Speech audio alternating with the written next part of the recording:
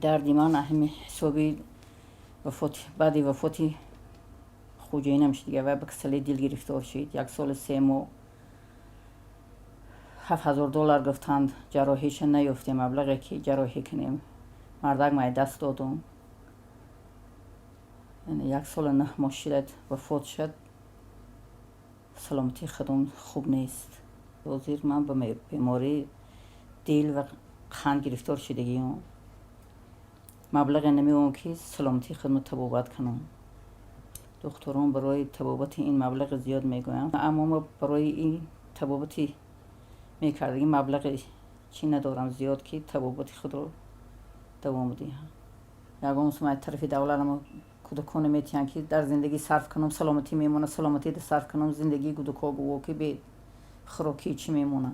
4 تا دخترچه دارم، یکش خانه دار کدگیم و 3 تاش خیلی طلبه مکتب خونه. ما در خانه نشینم، در اینجا کار نمیکنم. ما در یک کریستان شتگی زندگی میکنیم، جای کار نیست که وجود ما کار کنیم.